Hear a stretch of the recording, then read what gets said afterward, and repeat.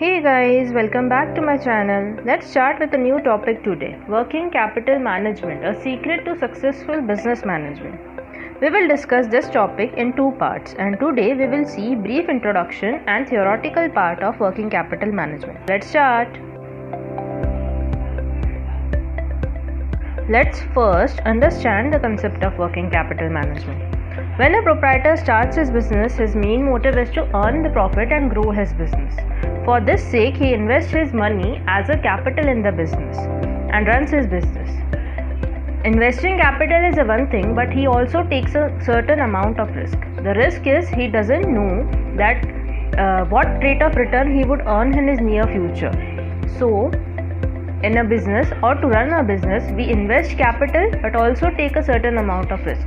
But with a positive outlook and bearing risk, a business person starts a business with the main motive of earning profit. And for this, he invests capital in the business. He starts his business by investing in raw materials, goods, purchase of materials, investing in assets, or bearing all sorts of expenses and starts running his business. In business management, we have divided this capital into two broad categories, fixed capital and working capital. This means that the owner of business utilizes his capital contribution into these two types and runs his business. Let's see each of these one by one. Fixed capital.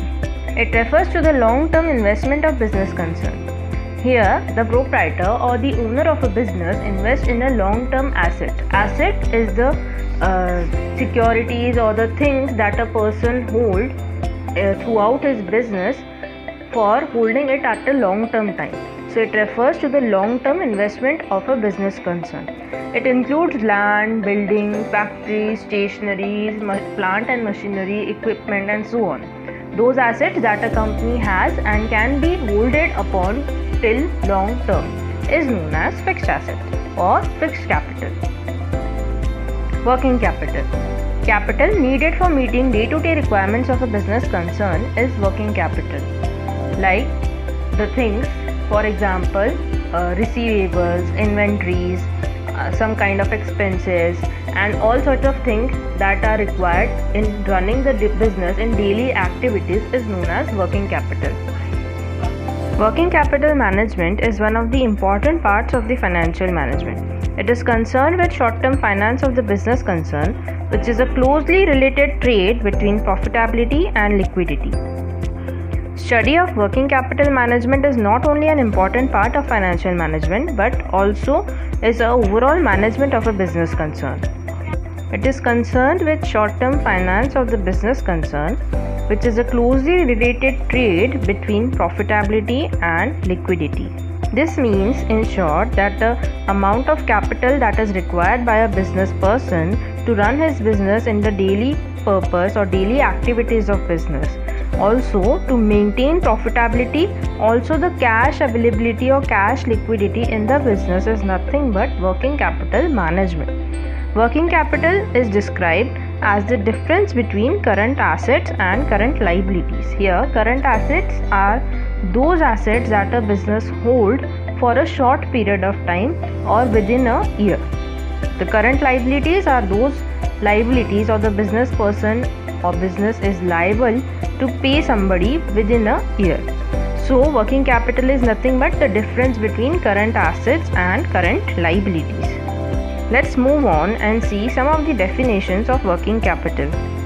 Working capital is the amount of funds necessary to cover the cost of operating the enterprise. Working capital is the investment of firm in short-term assets, cash, short-term investment, inventories and accounts receivable.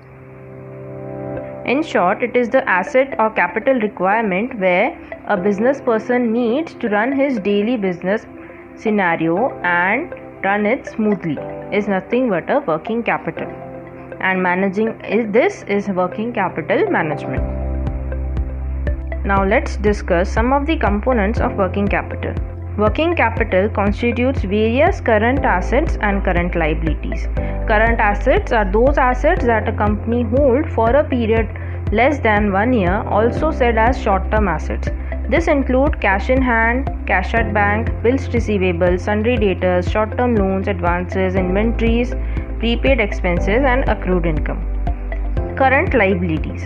These are the liabilities that a business concern needs to pay within a year, or also termed as short-term liabilities, like bills payables, sundry creditors, outstanding expenses, short-term loans and advances, dividend payable, bank overdraft, provision for taxation comes under current liability. So, current assets and current liability together form working capital. We will see this in the slides next. Working capital is broadly divided into two types: gross working capital and net working capital. Gross working capital. The capital invested to form total current assets of a business concern is gross working capital. We can also say that gross working capital is equal to total current assets. That means a business concern is investing into gross working capital is nothing but he is generating or holding his current assets, because gross working capital is the total of current assets. Net working capital. Net working capital is the excess of current assets over current liability for a particular period. That means net working capital is equal to current assets minus current liabilities. So basically, net working capital is the difference of current assets and current liabilities, where we see the net requirement of working capital for a business concern, where he sees first the investment in current assets and then we consider the current liability, that whatever things we need to pay to the stakeholders of a business. So net working capital is current assets minus current liabilities. For this purpose, let's see the format of calculation or estimation of working capital requirement, where we first consider current assets, which includes minimum cash balance, inventories or stock of raw material, work in progress and finished goods, then receivables, that is the debtors and bills receivable. The total of the current assets together formulate gross working capital, which we give the name as A. Next, we calculate or consider current liabilities, which include creditors for purchases, creditors for wages, also known as outstanding wages, creditors for overheads and other such current liabilities that a business concern is liable to pay. After this, we calculate the working capital, which is gross working capital, or the total of current assets minus the total of current liabilities. We get the working capital requirement. We can add a safety margin in this. The safety margin is the amount that a business person or owner needs or considers that additional amount may require for fulfilling the working capital need. So once the calculation is done after subtracting current assets and current liabilities, we can add safety margin and then we get finally net working capital. So this is a format of estimation of working capital requirement. Now let's see the significance of working capital management in a business concern, or say the importance of working capital management. Adequate working capital management will allow a business to pay on time its short-term obligations. This could also include payment for a purchase of raw materials, payment of salaries, and other such operating expenses. So, a business must do a very proper and accurate working capital management so that we can get higher profitability, higher liquidity, increased business value, favorable financing conditions, and uninterrupted production. A business concern, if manages his working capital efficiently, he would definitely benefit from it. Because he may gain higher profitability. He has a chance of gaining higher profitability because he has already considered the account payable and receivable concept for the requirement of working capital. He has considered the liquidity factor, thus the management is done properly. He can increase his business value, and also it favors him in financing conditions, because a firm with a good relationship with its trade partners and paying its suppliers on time will benefit from favorable financing terms such as discount payments from its suppliers and banking partners. Also, a good working capital management will bring up uninterrupted production because a firm paying its suppliers on time will also benefit from a regular flow of raw materials, ensuring that the production remains uninterrupted and clients receive their goods on time. So, this was the importance of working capital management. Next, we will see the sources of working capital. That is, from where do we get working capital, or what can be the sources that the person can use for generating working capital requirement. Sources of working capital can be long term as well as short term. Long term, that means a person getting the source can use it for a long period of time, or short term where he has a certain limit of using those sources. First, long term sources of working capital are internal sources such as the saving that a person has made, also known as retained earnings, is the internal source of capital or working capital. External sources can be loans that can be taken from bank or public, or the equity shares where a business concern, if eligible, can raise funds through equity, preference or debt, where he can also utilize these funds for a longer period of time. Short-term sources of working capital are those sources which a business concern uses for a limited period of time, which can be less than 1 year, like the internal sources of accrued funds or reserves and surplus or depreciation funds, so on.